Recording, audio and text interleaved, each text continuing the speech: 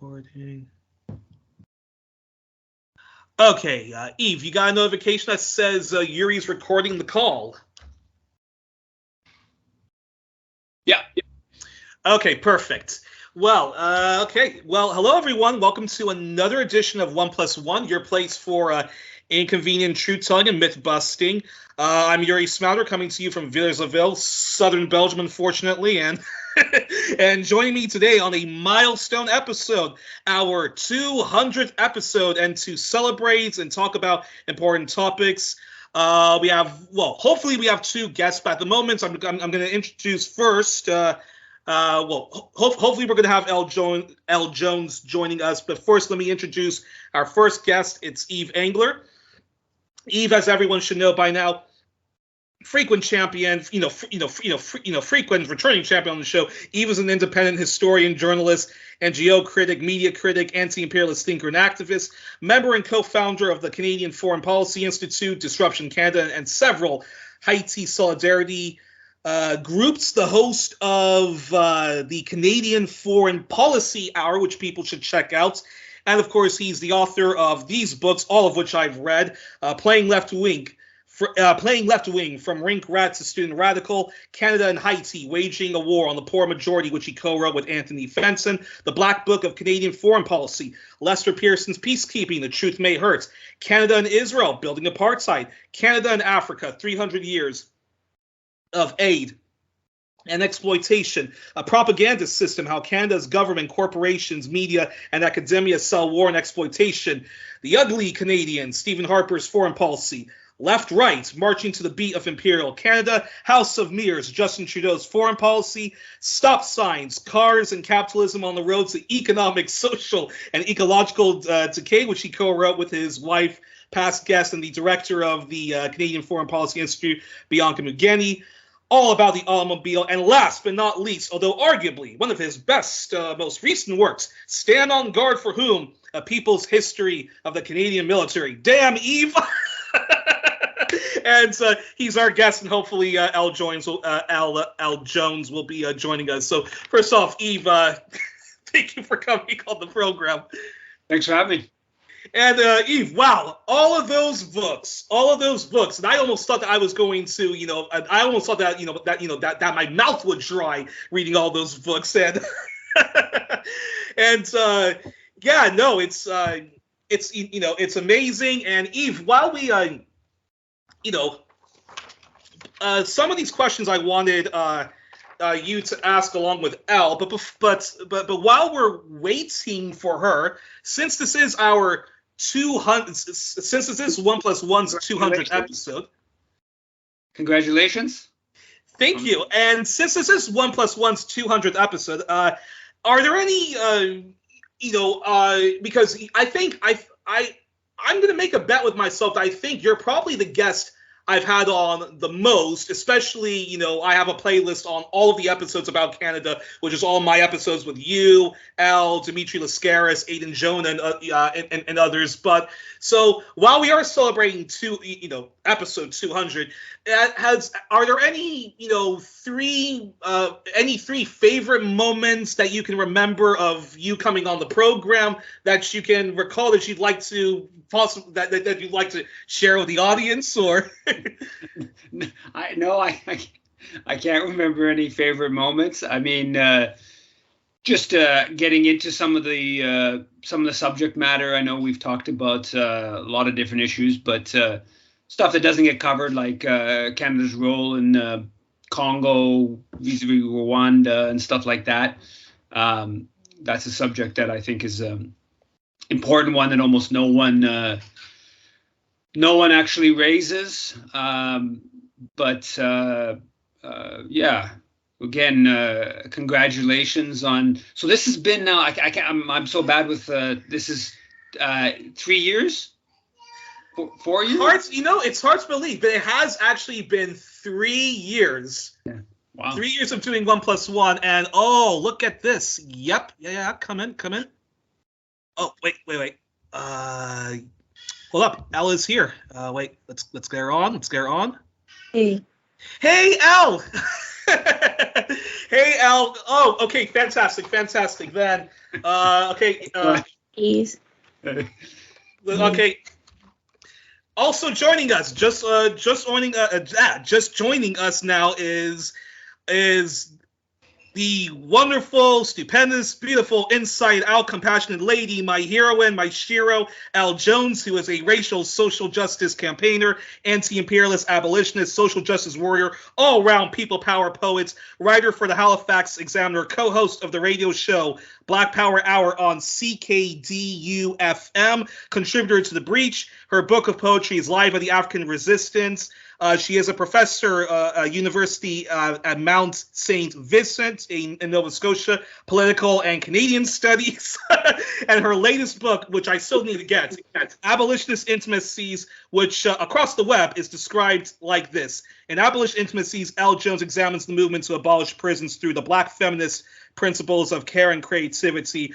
Al, thank you so much for coming on the program alongside Yves. Thank you. And okay. Well, Yves, let's put memories and favorite moments aside, since I know you're strict for time.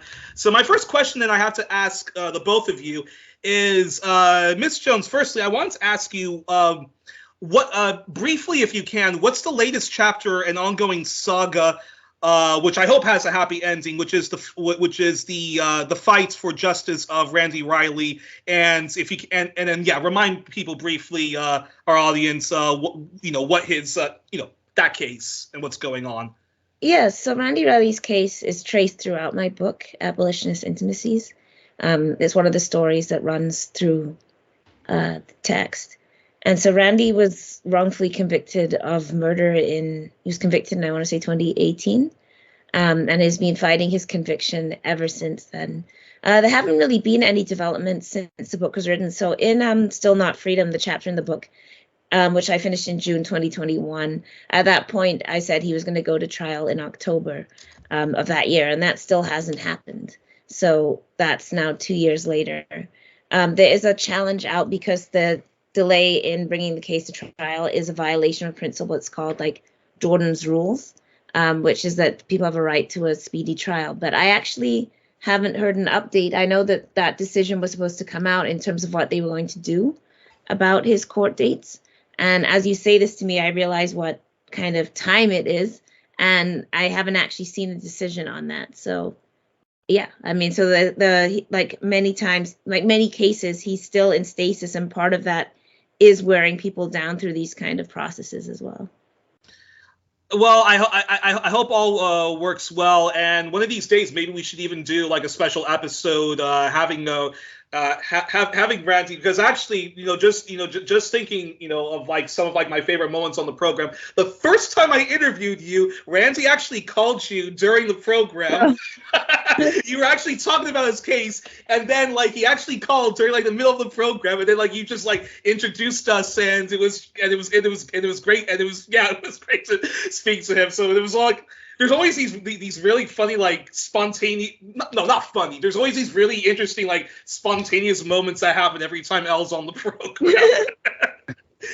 So, and it's great to have you both here, and that's a perfect segue actually to this question, which is, now, Ms. Jones, now those of you who know us on 1+1 and the Canadian audience outside of the program are aware of your outspoken and well-articulate advocacy of abolishing the police and cruel punitive prisons. And now part of your advocacy, you've recently been working with animals, particularly dogs. So you're now finding yourself in the world of the noble animal rights movement. And can you talk to us briefly about this and anything you want to enlighten us about the abuse of dogs and animals and its connection to radical police reform or abolitionism? And Yves, I have actually a question for you about the military's abuse of animals. So Elle, respond to that, and then Yves, I have a question for you to jump in on that. Yeah, so I actually began with cases of people who died in conjunction with violence by police dogs. So there was two cases particularly in Canada. One was a case of Jared Lowndes, who's a Wet'suwet'en man. And Wet'suwet'en are, of course, the people in the indigenous people in BC that are being criminalized heavily by the RCMP and engaged in land defense against the Coastal Gas Link. So that people, he's a member of that nation, and he was murdered in a Tim Hortons parking lot by the Vancouver police.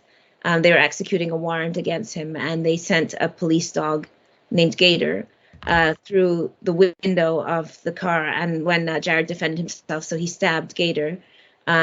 Gator died, and they killed Jared Lowndes at the same time.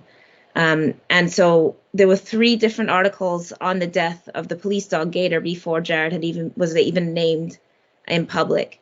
When his family held a memorial at the Tim Hortons, people desecrated the memorial. They took the letters from his daughters. And during the family, as the family was holding this memorial, a woman drove by and said a dog is worth more than the life of a worthless criminal. So that was in July. You're saying this about a land defender? About somebody who's defending his land from pollution and whatnot? His mother, Laura Holland, is a very she's a very dedicated land defender.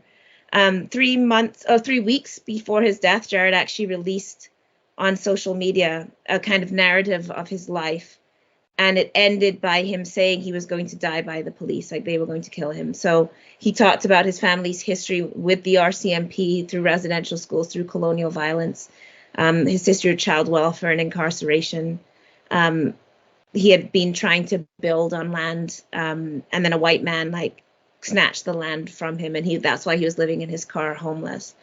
So he had actually narrated this long history of his intergenerational family's experience of colonial violence, and then he passed, he died. He was killed. He didn't pass. He was murdered. And that was in June of 2021. And then in February of 2022, a South Sudanese man named Lajor Tuel in Calgary was in mental health crisis at a bus stop, and the police set a police dog on him, and he had an assistive device. And as he defended himself, he was also shot and murdered as well. So there were 2 cases relatively close to each other where people were dying in encounters with police dogs. So I began working on that. I was interested in that idea. So there's a long history of animals being used in state violence and colonial violence. Sorry, Yves, you're never going to get to talk. This is a long narrative. Ptolemy the Last Cassus, he narrates the use of dogs in the destruction of the Indies. There's multiple references to mastiffs and dogs bred specifically by the Spanish to terrorize people. Settler nations have also, they murder often the dogs of indigenous people.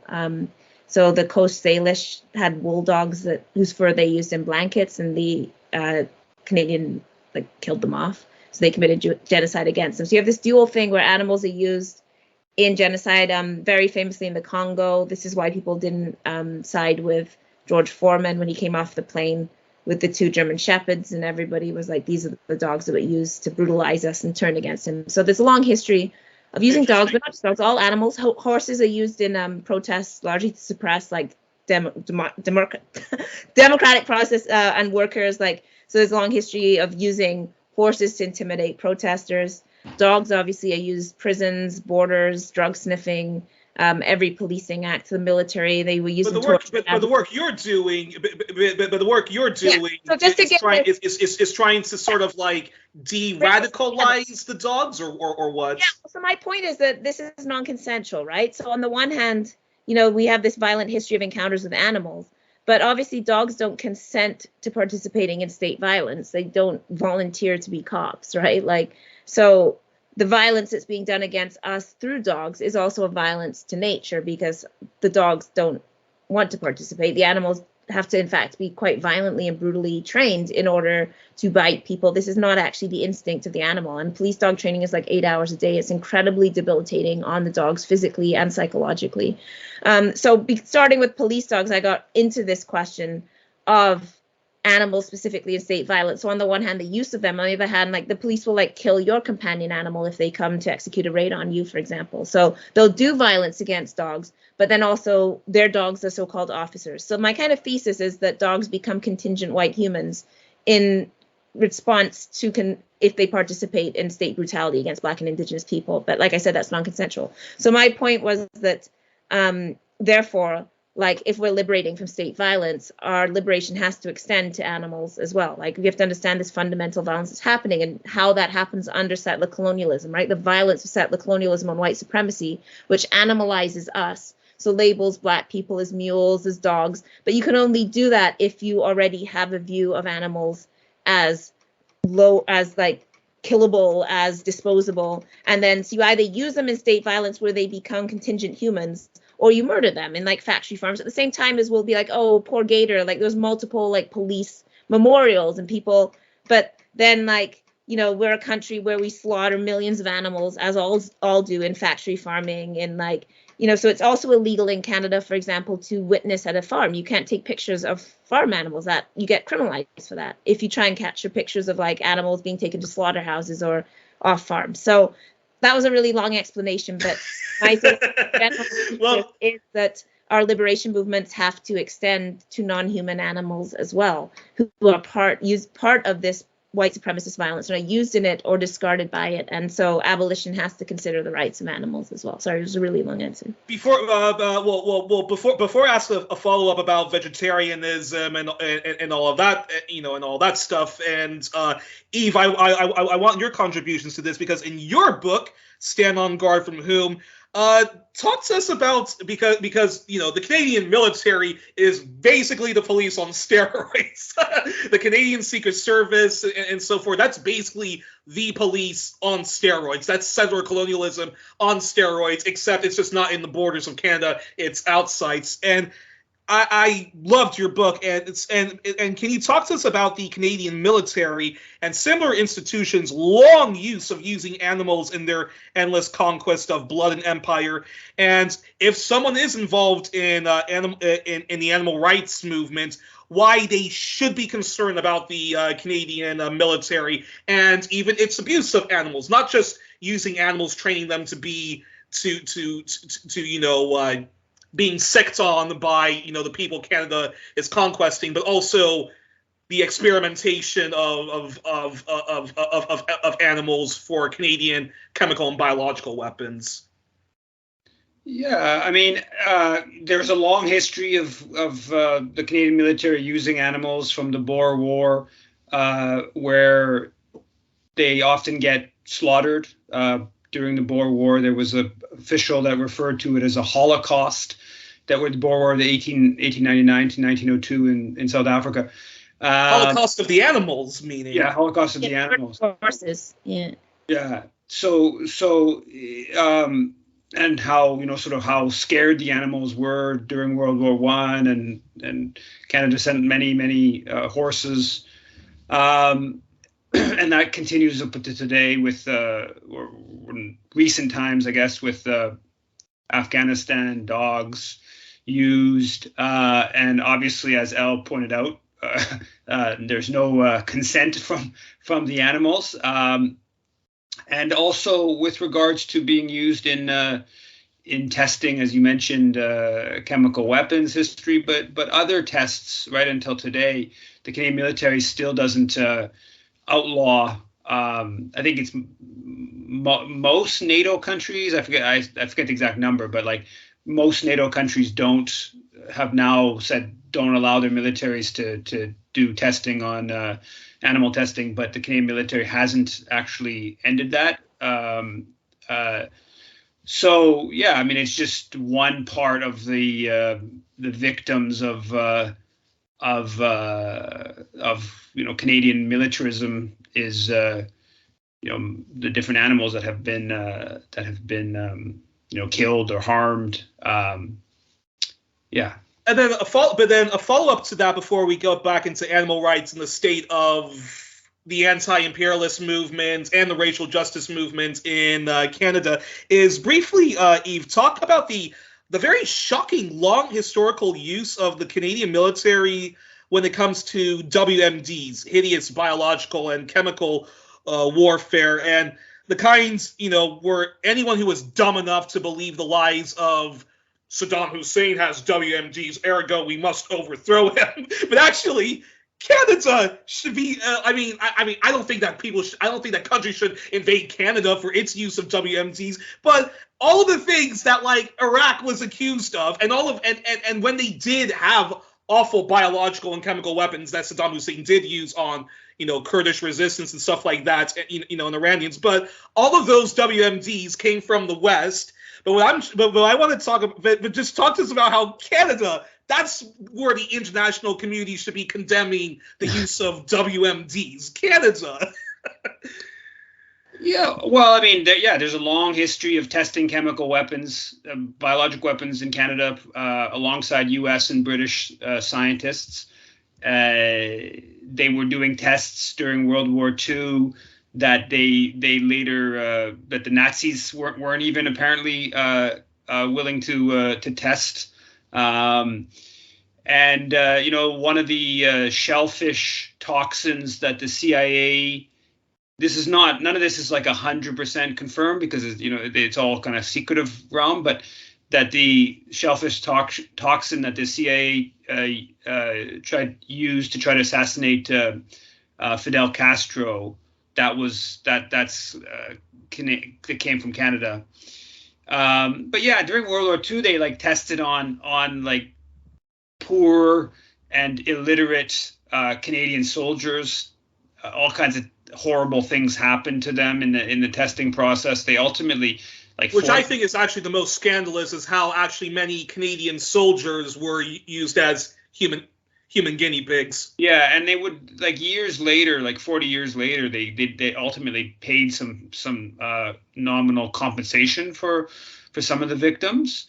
But yeah, I mean the Canadian, the academic departments. Queen's University was the big one through the 1940s and 50s, and then the base in Alberta was so the Americans when the U.S. Congress tightened up some of the rules during the Vietnam War about testing of different chemical weapons. Agent Orange and other stuff. They moved it to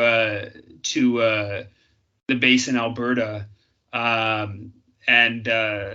there's a whole history that and a huge, those internal documents about the wiping out of the foliage in Southeast Asia during the war in Vietnam, that they were doing the testing in New Brunswick. I'm completely blanking on the name of the base right now,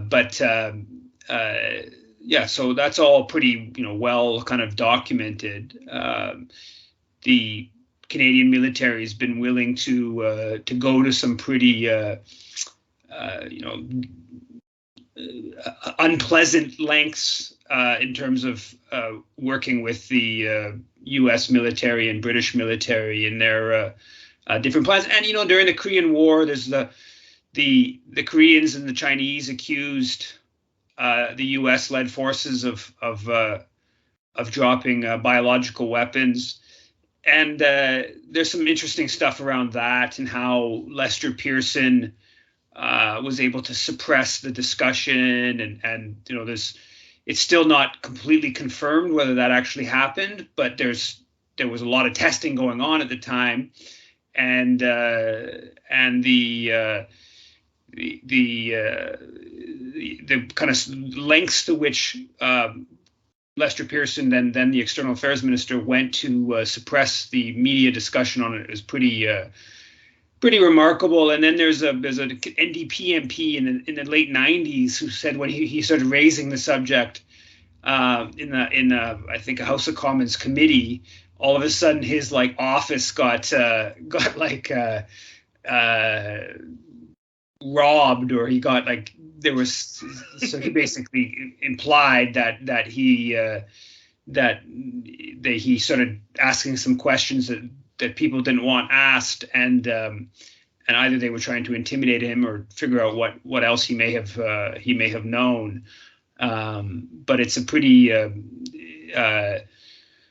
sort of secretive domain, though there's a number of books that touch on it. Shocking. And Miss Jones, I have to ask, this question, before we talk about, the state of the racial justice movement and anti-imperialism in Canada. Just, very briefly, I want both of your, responses, because obviously, you say that, our liberation, the abolishing of prisons and that, grotesque institution, we cannot leave out the animals. So when it comes to animal rights, are you definitely in favor of abolishing zoos, the sea worlds, aquariums, and stuff like that? And Yves, are you also in favor of abolishing zoos and aquariums and all that other stuff, which I think is I definitely am in favor of abolishing that in terms of animal rights. And curious both of your responses to that. Well, zoos have always been imperial colonial institutions, from like the Romans in their triumphs would parade, the exotic foreign animals as a sign of like domination that, they had, like captured these animals. So there's a long imperial and particularly like settler colonial history. The British, of course, loved zoos with humans as well. So, I mean, there's a long history of like human zoos as well, right? Like exhibiting people during the World Fairs. Most famously, of course, Sacha Bartman, the so-called Hottentot Venus, who was, exhibited around Europe, and men paid to touch her buttocks and vagina, and then her bones were stored in a museum for like 100+ years after that.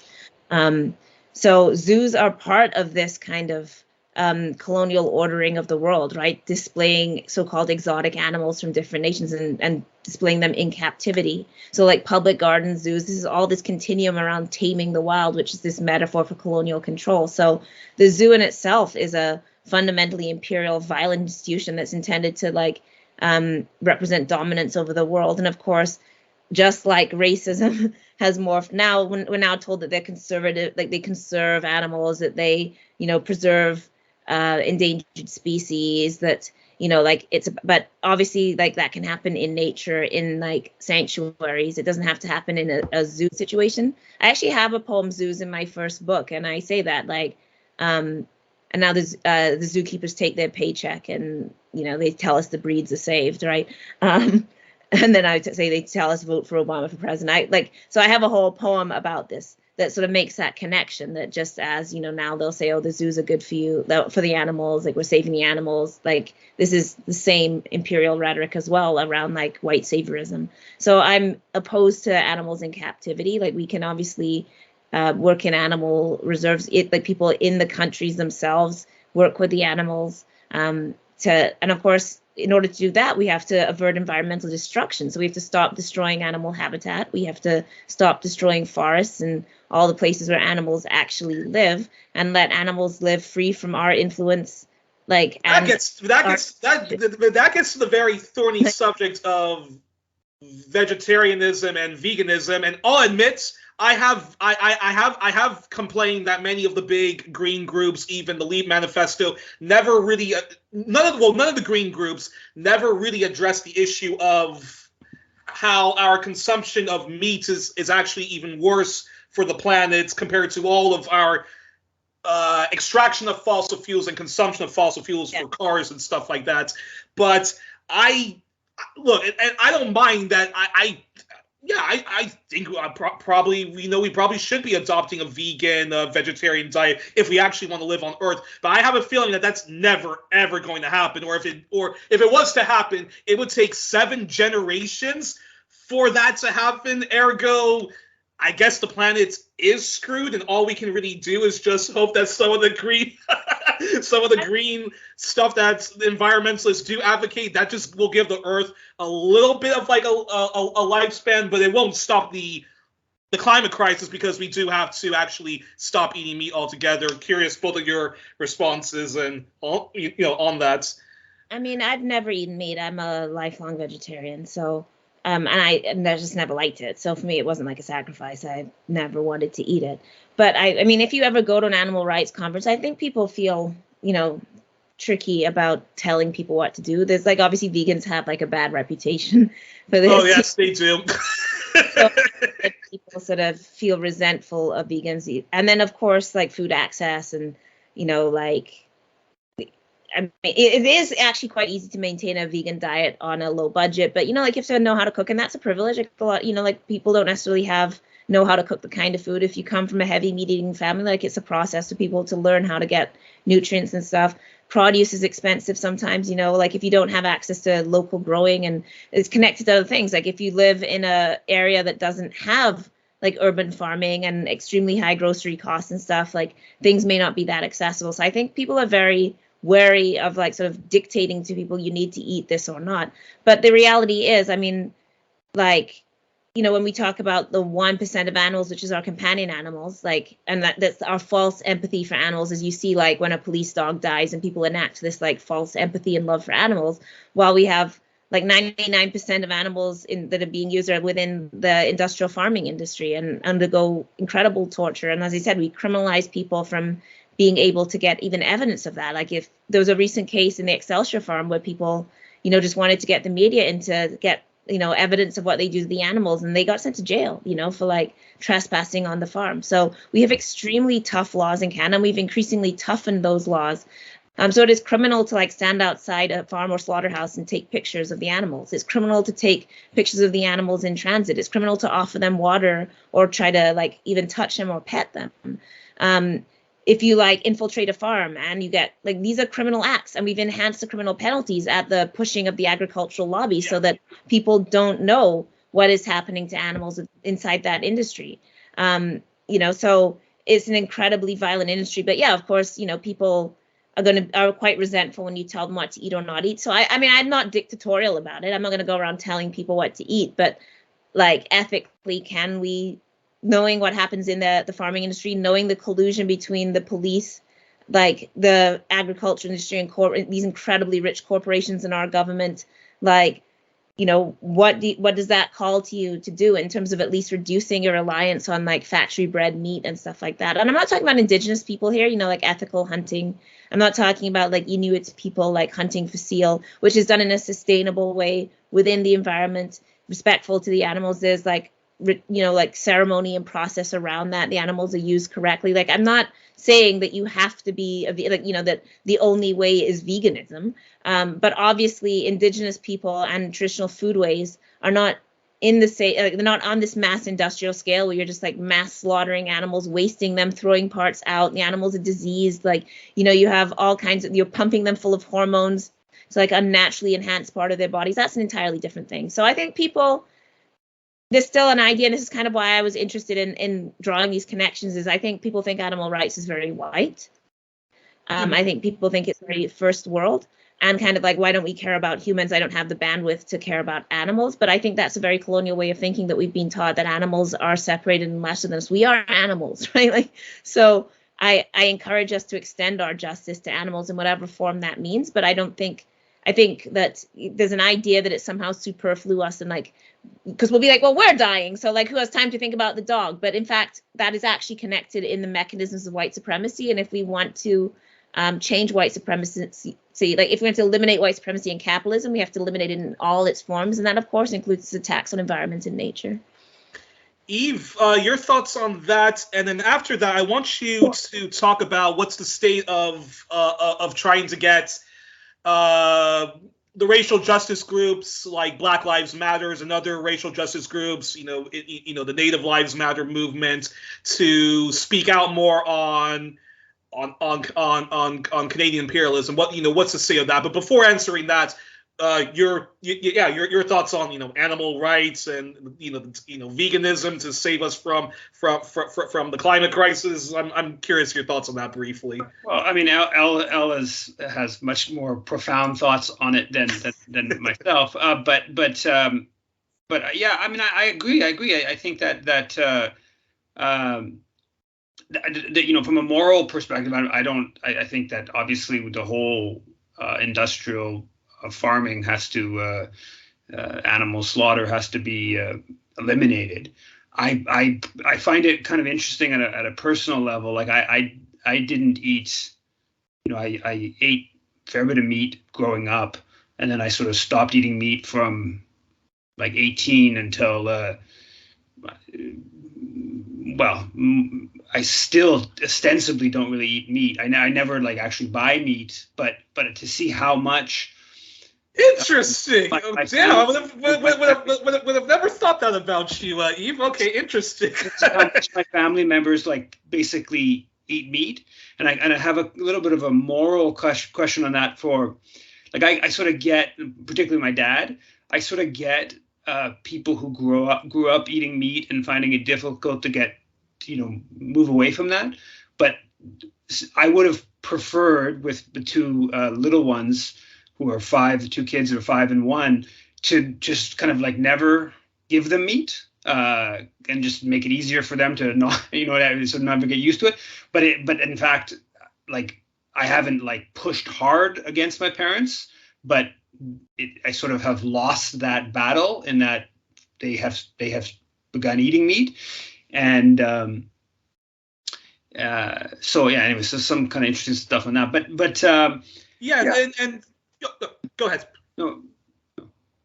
Oh no, just what are the advances being made in the Black racial justice struggle and the Indigenous Lives Matter, those two movements against white supremacy in Canada, and any advancing in those two movements speaking out against white supremacy and Canadian imperialism and stuff like that, and racial capitalism? Because again, the Canadian imperialism, the Canadian militarism, that's the police on steroids. That's racism on steroids. That's sexism on steroids. That's heteronormativity on steroids, even if there are, Black soldiers, Indigenous soldiers, and queer soldiers. So I'm curious, any advancements in those two racial justice groups and speaking out on Canadian imperialism?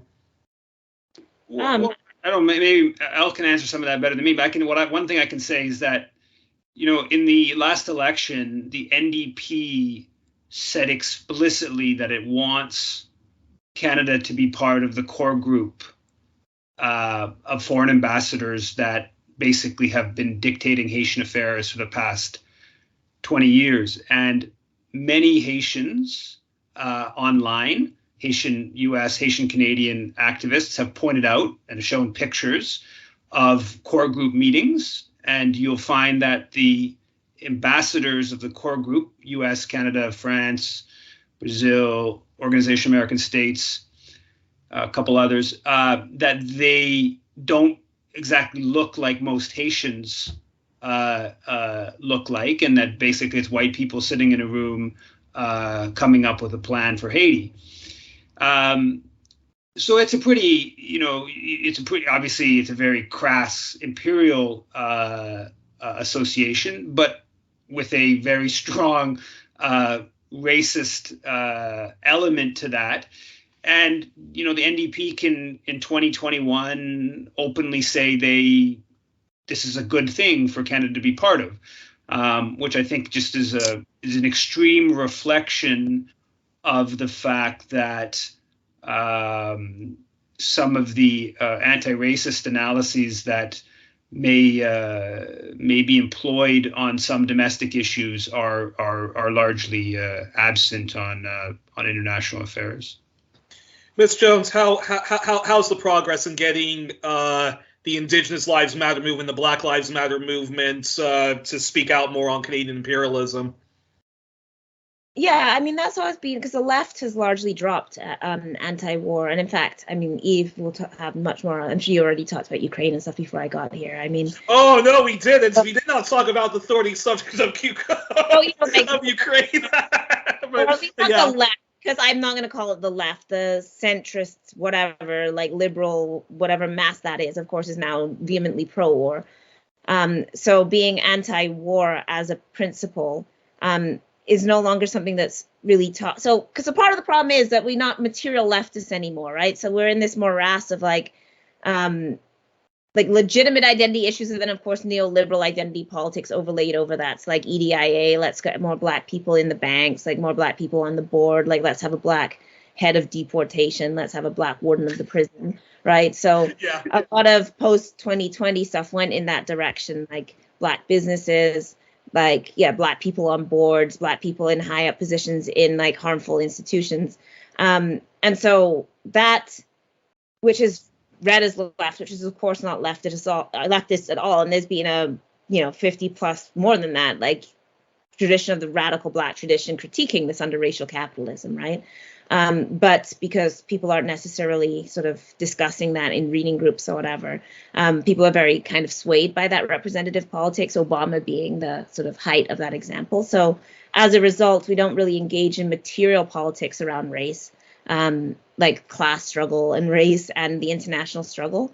So a lot of people, will be like, oh, yeah, like, like our politics is like, are you being racist to Will Smith? Is he getting like worse like coverage over the slap, and not like what is Canada's role in Africa, right? So that's been again, another thing that's perceived as quite white, I would say, like the anti-war movement. So there is Black Alliance for Peace, and I know you talked to Margaret Kimberley, and that was the point, to revive the principled anti-war position that was held by Martin Luther King, for example, in Beyond Vietnam, that was held by people like Malcolm, that was held by Huey, and all our great revolutionaries often started local and in national frames, and then as they grew as thinkers and met people and expanded, they all became Pan-Africanists or became internationalists in their thinking, right? And we see that trajectory with Huey P. Newton. Like everybody went a similar trajectory where they began in their neighborhood and thinking locally, and then expanded out to connect those struggles.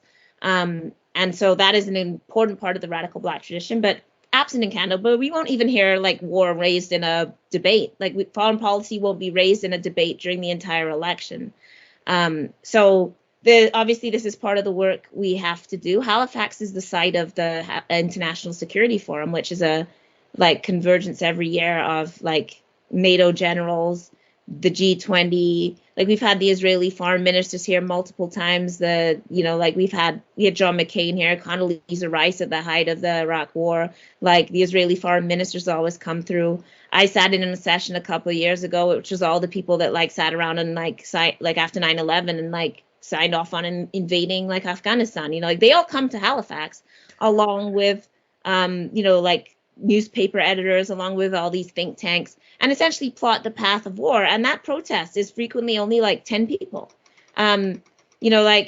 So we should be connecting that struggle to the indigenous land struggles, to Black liberation, the sovereignty of Africa. But that's a very small protest. And I don't think people are aware. So, when we sort of talk about like the New World Order or whatever, it's like actually like these people are gathering like right here in Halifax, like the G20 generals, like you get like, people high up in the US military, high up in Canadian military, high up across the world, through NATO, through all these institutions, sitting in a hotel, and they actually say how nice it is when they come to Halifax because they can like move around unimpeded, and they like don't really have to securitize because like nobody pays attention that they're here.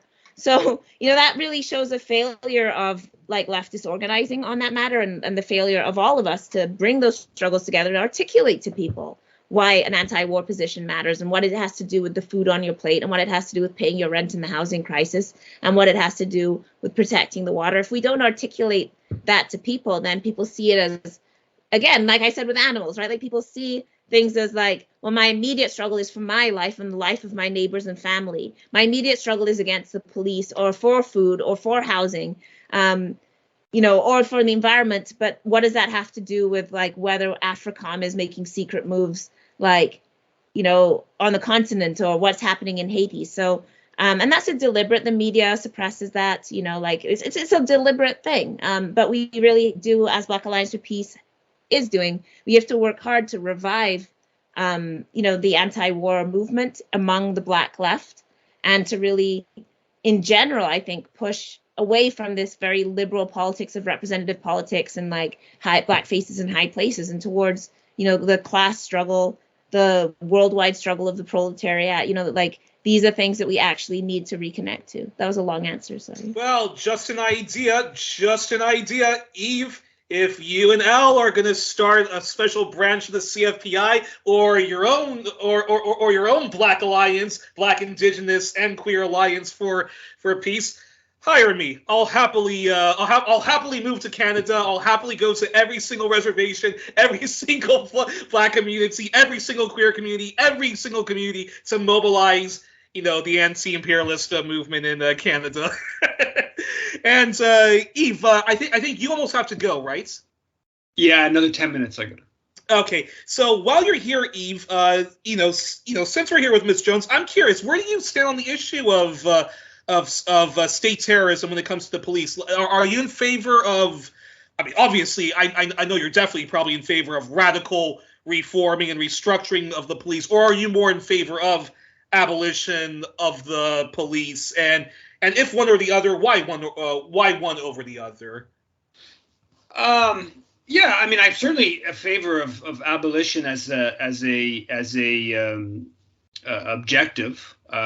Whether that's a realizable in the short, medium term, I don't know. But obviously we want to be channeling social resources to more productive ends, and yeah. So it's I've obviously the annual anti-police brutality mobilizations here, and is it's a movement that I've been peripherally, engaged in a lot. But yeah, I have yet have a chance to read Elle's book. Yeah.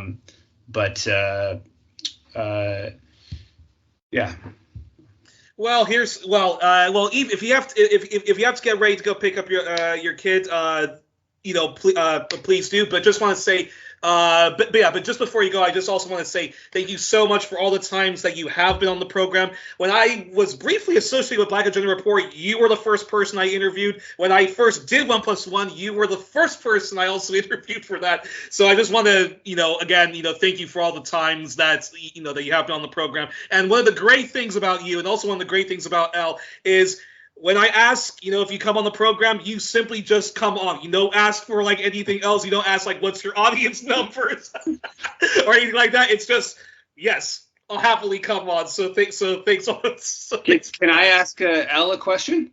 Go ahead. Yeah. Did you end up going to the event? Was that yesterday? Or? I wasn't able to because I had stuff. Oh. So this is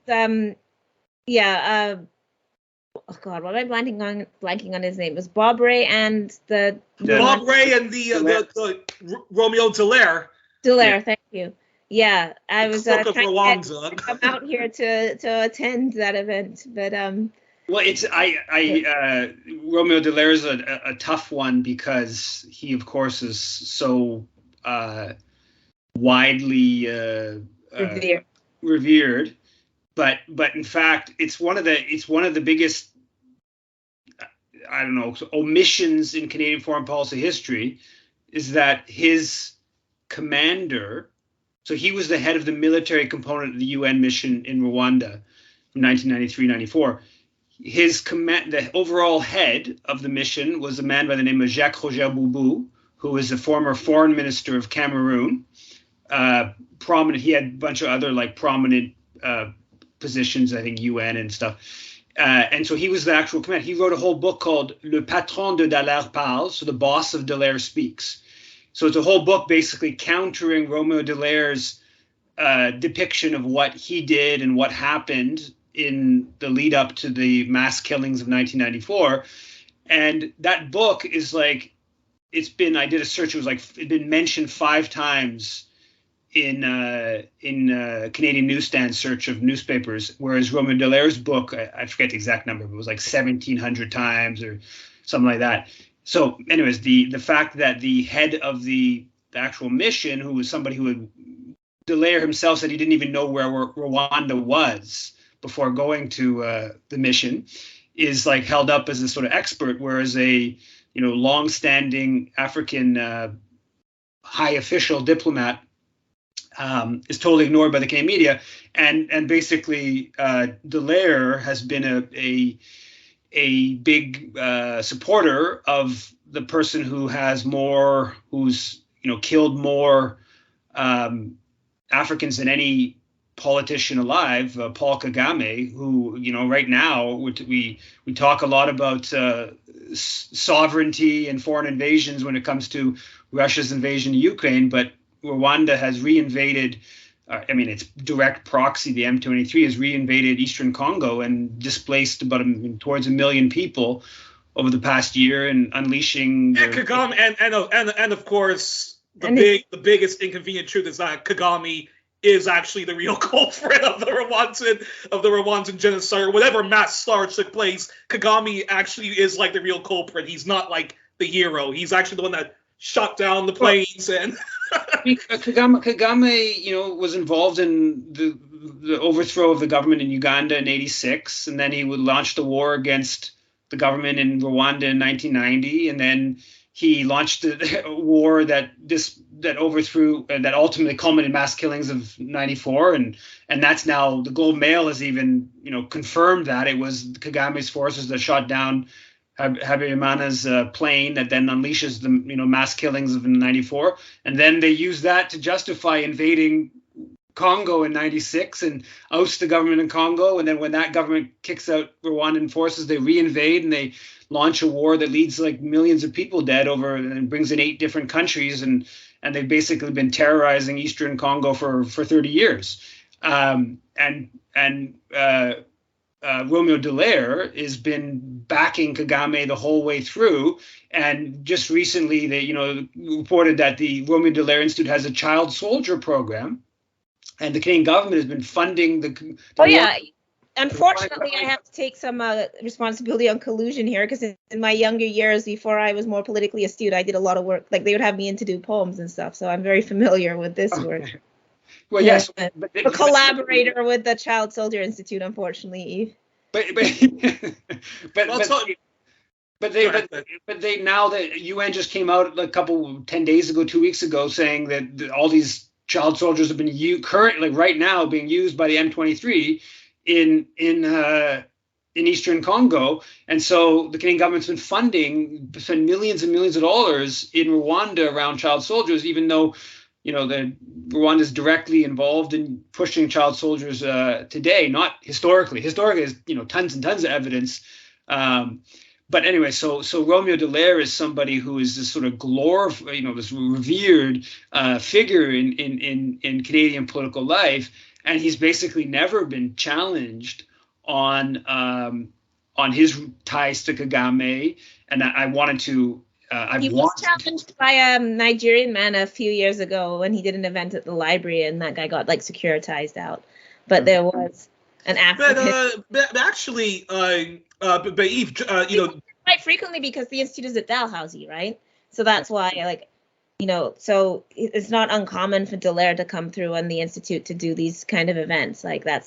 Comes to but Yves, just before you go, hasn't anyone distanced themselves from Dallaire after he said that Canada was not founded on genocide, and that the murdered and missing women of of Indigenous people, that he literally said he does not think of that as a genocide. He's supposed to be Mr. Genocide expert. So have people not distanced themselves after that, or what? I don't think so. I mean, maybe some people individually, but not in any sort of collective public way. Maybe I missed that, but. Makes the blood boil. As someone who has a Congolese mother, I can tell you, every time people would talk about the Rwandan genocide and how wonderful Paul Kagame is, every time I would say to teachers or say to people, that Paul Kagame is actually committing a genocide right now in Congo, and that he's actually killing refugees of different tribal descents. The response of everybody was always I shit you not, was always this. Well, look at what happened to Rwanda. What do you want him to do? It's like the bullshit excuse that people make for Israel all the time. Well, the Jews, look what happens to them during World War II. Don't you think they have the right to do that to Palestinians? The normalizing of the unthinkable is out of this world. No, I'm going to get a huge strike on YouTube now. We're now denying genocide in Rwanda. Are we now we're all deniers? We might get some criminal. I'm not denying genocide. I'm just saying Kagame's the one who does the genocide. This is a weapon, and I'm being facetious, but that is actually a weapon that is used, right? So when people bring up the counter-genocide of the Hutu, the people that were killed during the progress through Uganda into the Congo, where the RPF also committed a genocide, that is actually criminal to talk about. That is criminalized to talk about. So, Kagame has jailed dissidents and opponents and his political opponents. So I'm saying, like, I'm kind The of guy of joking. Hotel Rwanda Like, was you may recently actually, freed, if someone bro. finds this, you may well get a strike and get a removal for this kind of content, because it's not just that people aren't talking about it, it's that there's a concerted cover up and refusal to talk about this. People, the UN have tabled reports and stuff that have been suppressed, right, when this information comes forward. And then people who bring it up in public are accused of supporting the genocide against the Tutsi.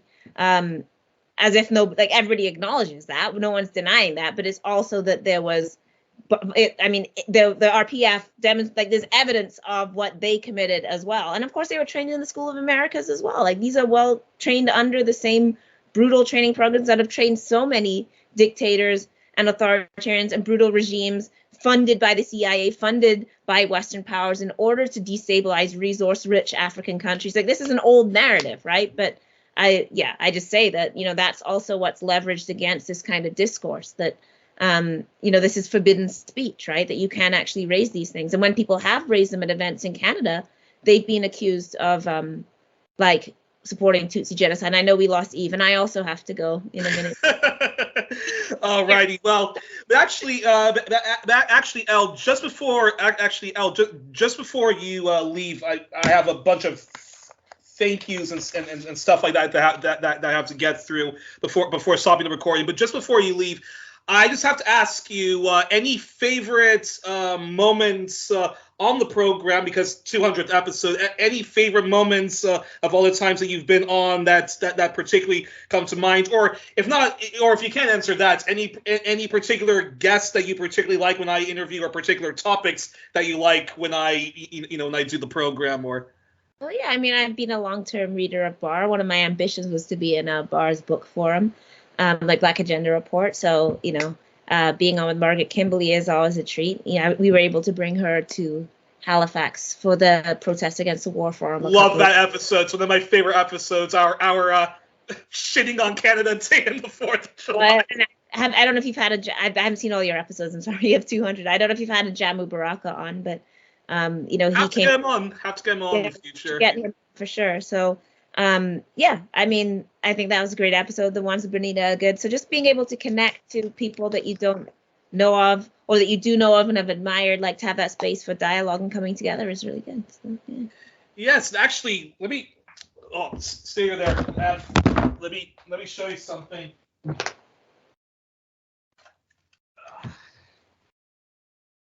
This was my press badge. This was the press badge of for Black Agenda Reports.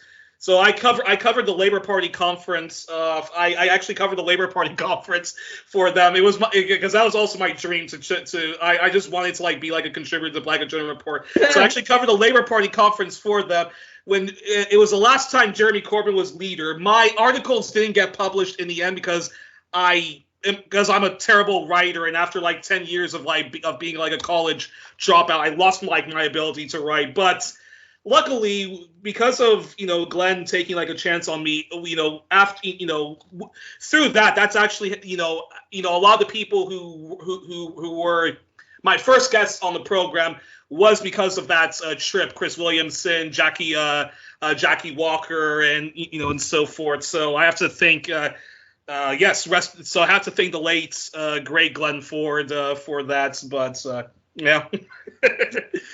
And many fans, by the way, have also said that they many fans of the shows have all expressed how much they love it when you're on the program, and how much they really like it when it's you with Margaret and you with Bernita. And I particularly liked I particularly liked the last interview we had with Bernita, where we talked about the serial killers, because for the first time.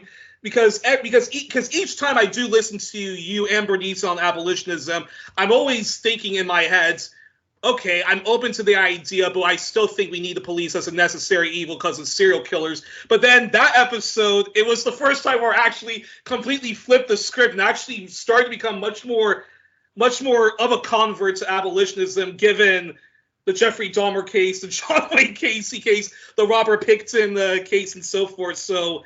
No, it's always and again, it's always I always love it when I have when I have you two on, and it's always very, very inspirational, and I always just And I also find just like the compassion that both you and Bernita have. It just makes me makes me want to become like a always striving to become like a better person and whatnot. So, but anything else you want to anything else you want to talk about just before you have to go? No, I'm good. Didn't you have like your actor studio thing? Oh, yes, go, yes, actually, go ahead, ask me the questions. Yeah, go ahead, ask it. So yes, folks, on 1+1, it's the first time, I wasn't even actually planning on this, but Al Jones is going to be the one to, ask the questionnaire, which I often ask guests. Me, but I'm not. Was it on Twitter? When did you send it to me? Actually, let me. Yeah, this will be now. This is some entertaining, and it's people looking at their phones. Here it is. So I have them now. All right. So you ready? Yeah, I'm ready. Okay. What is your favorite word? Fuck. What is your least favorite word? Ooh, least favorite word. Money and family. What turns you on creatively, spiritually, or emotionally? Somebody who has a love for life. I mean, I myself, I wouldn't call myself like a strong pessimist, although I can be quite bleak at times, but I do get very, very inspired by optimism. I really, there's a movie called Happy Go Lucky, and the character played by Sally Hawkins is just like this person who's filled with life, filled with compassion, and filled with like optimism. And I get really, really, really inspired by that. And two girls I used to be in love with also kind of had that. So yeah, so somebody who's very optimistic and upbeat. It's quite inspiring. And solidarity. I love seeing marginalized groups get together and unite, like what we see with Black Lives Matter and Indigenous Lives Matter in Canada. So that's What turns you off? Ooh, machismo. That whole like machismo stuff, and there's like subtle sexism that I mean, that happens, which really turns me off. So sometimes like I'll watch like a TV show, like a panel show. You'll have one woman, a bunch of guys, and like the woman doesn't get any time to speak, and when she is allowed to speak, she's often like cut off and stuff like that. So it's that and it's that and the sexist double standards. Like if a guy sleeps with a bunch of girls, he's a motherfucking pimp. If a woman does it, slut. So I hate I hate those kind of like sexist double standards and whatnot. What is your favorite curse word? You already said. No, actually, fuck is my favorite word, but my favorite curse word is an Italian word, vaffanculo. Which means? It's Italian. It's sort of like the Italian equivalent of fuck off, but it's also like take it up like your mother. Oh. Okay. What sound or noise do you love? I love a good laugh, but any type of good music, from like the classical to like EDM to good hip hop, and so a good piece of music and a good laughter, especially if it's like one of those like belly full of laughters. What sound or noise do you hate? People talking about money. People talking about money.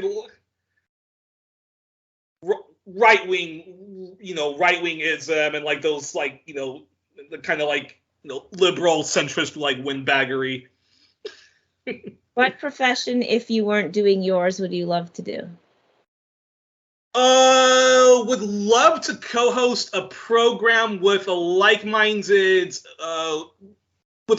female. So if I wasn't interviewing folks like you, Yves, Whitney Webb, and so forth, would love to interview a lot of the rock stars and musicians and poets and film directors I like. So yeah, so we'd love to do that, and love to also do like more of like a lighthearted like pop culture, sort of show. And Tabitha Wallace would be a great person to do that. And I've got a chance to interview her, and I've even expressed that to her. So yeah. What profession would you absolutely not want to do under any circumstances? Wouldn't want to work for like those boring white collar jobs. Don't want to work for like a bank. Would not want to work for like the military. Would not want to work for NATO. Would not want to have a bureaucratic job in the European Union or anything like that. So I'm very unqualified for most jobs, but yeah, I would definitely nothing like that. Not working for the Guardian or the BBC or one of them.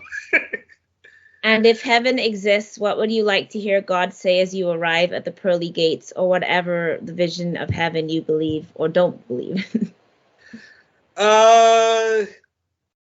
Would love he or she or they to say, "You did good, kids.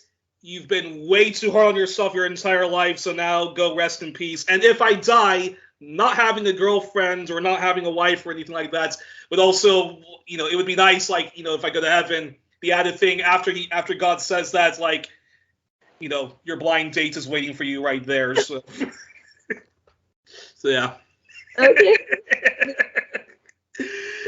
Alrighty. So you have to go soon though, right? I do have to go. I'm sorry. Yeah. Alrighty then. Well, you don't have to. You definitely don't have to stay for this. I'm just about to read a bunch of like thank yous and then in closing. But so if you do have to go now, then Elle, thank you so much for all the times you've been on the program. They're always very inspiring. And thanks for all the work you do. It's an inspiration to me, and I just find I'm so lucky and privileged to have met you, and yeah, so again, thanks for all the. Well, thank you. Congratulations on 200 episodes, and here's to 200 more. Definitely. So thank you. Have a great weekend. Congrats. Bye.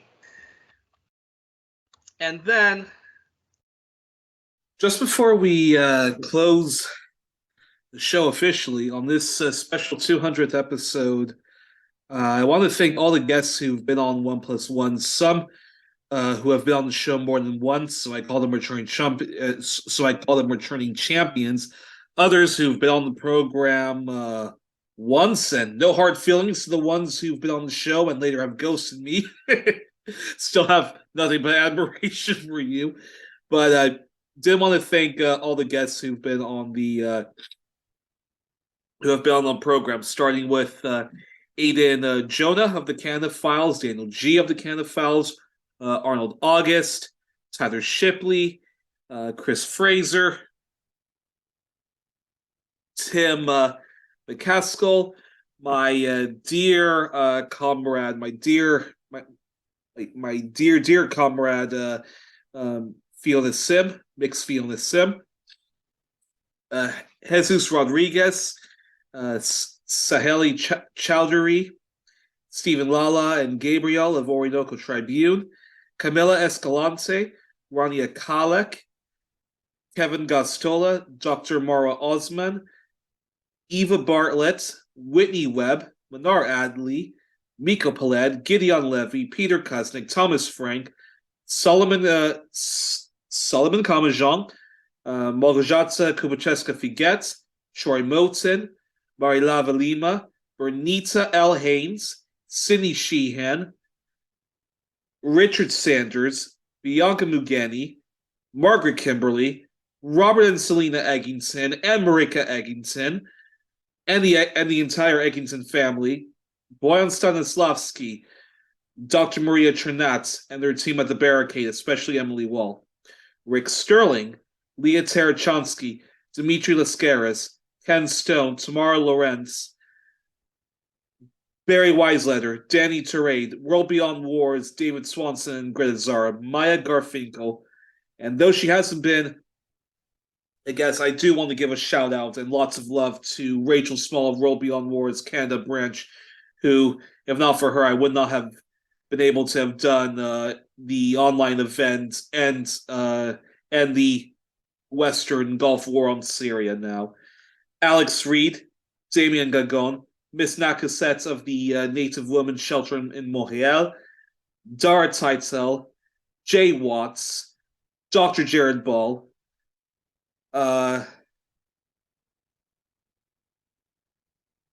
Ivan Stanikovic, Pichana Shamugusta, or Pizza, the director of the fantastic docu-series Troops of the Powerless, Anne Garrison, Elena Porter, Alison Bodine, Sakura Sanders, Sharon Smith, Professor Radhika Desai, Nora Loretto, Rania Masri, Elizabeth Voss, Hin March, Netfa Freeman, John Potash, Chris Marsden, the General Secretary of the Socialist Equality Party of Britain, Thomas Peters and John Braddock of the Socialist Equality Group in New Zealand, Oscar Grenfell, Nick Beams of the Socialist Equality Party in Australia, all of them contributors to the World Socialist website, Eugene McCartan of the Communist Party of Ireland, Christian Shenjiro, Silver Spook, Professor Anton Troyer, Katri Coy-Hess of Will Brighty White Bison, Leona Morgan, Tenants Union Canada,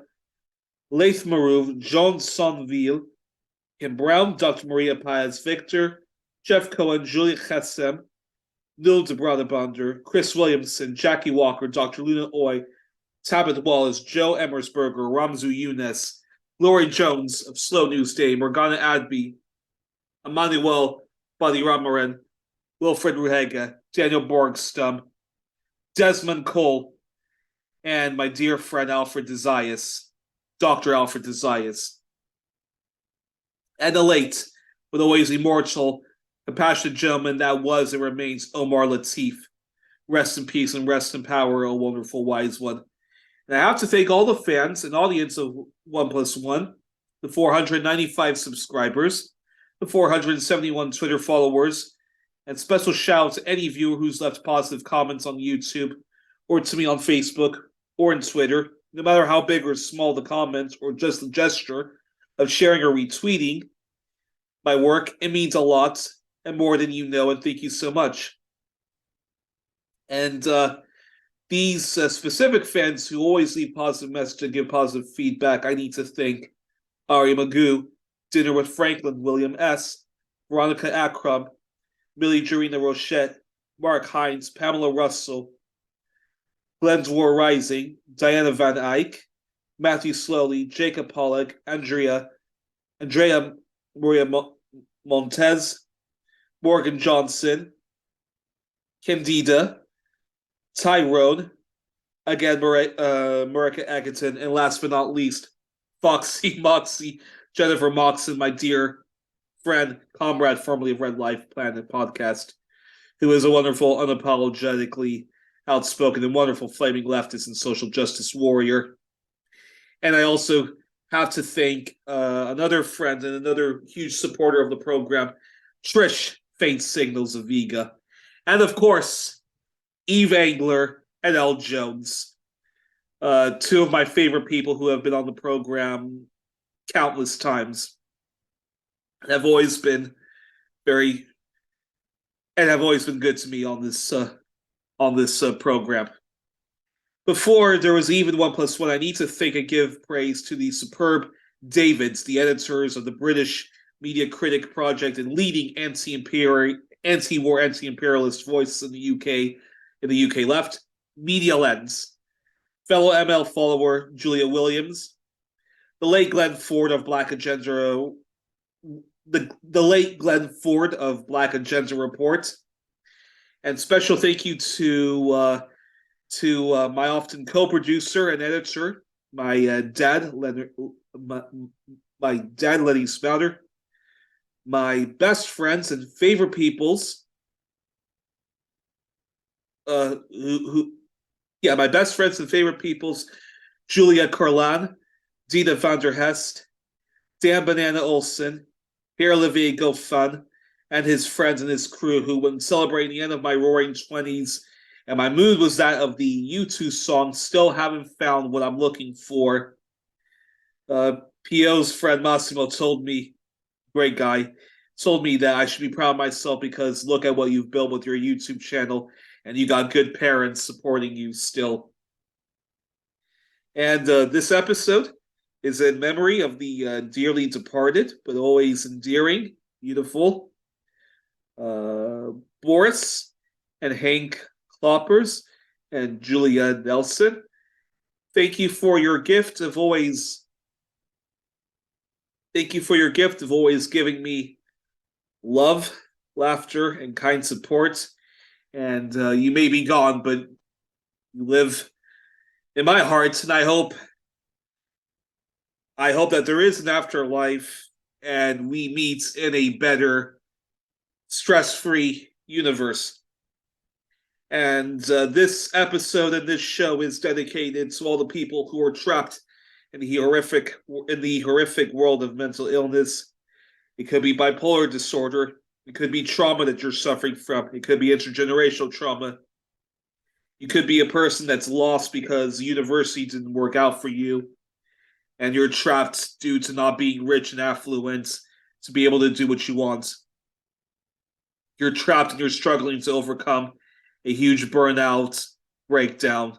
To all those who are struggling to overcome a huge burnout or breakdown, to those with PTSD, schizophrenia, schizoaffective disorder, postpartum depression, chronic depression, to those suffering from alcoholism and other kinds of substance abuse, to those gripped by the horrific world that is anxiety, agoraphobia, social anxiety disorder, reclusiveness, or all of the above.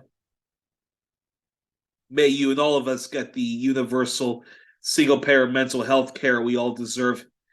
And remember what Kendrick Lamar said, no matter what you're going through, imperfection is beautiful.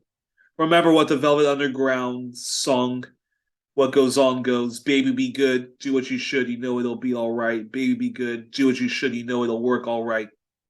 Remember what Jess Glenn said, don't be so hard on yourself. Remember what Carmen said to Tony Soprano, which is to be a better friend to yourself. And to quote the Wailing Souls, don't get upset if you ain't got no body. Don't get upset if you have no one. Don't get angry. Don't get upset when you wake up in the morning, because every new day, life just begun. Don't get upset if you ain't got no body. Don't get upset if you have no one. Don't be angry. Don't get upset when you wake up in the morning, because every new day, life's just begun. Alrighty, we're out. Have a good night and weekend, everyone. And power to the people, death to white supremacy. Power to the people, death to institutional racism. Power to the people, death to sectarianism. Power to the people, death to patriarchy. Power to the people, death to heteronormativity. Power to the people, death to Romophobia. Power to the people, death to capitalism, militarism, and imperialism. And since it's Trans Visibility Day, and to all the trans people who are suffering the reign of terror that is institutional transphobia, I stand in solidarity with you, and if they judge you, they judge Christ. Godspeed for trans rights. Free Julian Assange and all prisoners of deep conscience from Omeo Abu Jamal to Leonard Peltier. And Indigenous lives matter. No victory until justice for Indigenous people. Black liberation means nothing if Indigenous people aren't given justice. Latinx lives matter means nothing if Indigenous people are still suffering. The fight against the new Jim Crow, the eradication of white supremacy, of imperialism and colonialism, all of that means nothing if settler colonialism remains in place. So, power to the people, power to Indigenous, Native Lives Matter. As John Pilger says, nothing's ever going to change until we right the wrongs of the bloody past. And our victories are only half won, for until we give them back their nationhood, we can never claim our own. And thank you to everyone who's been a supporter of 1+1. And peace until then.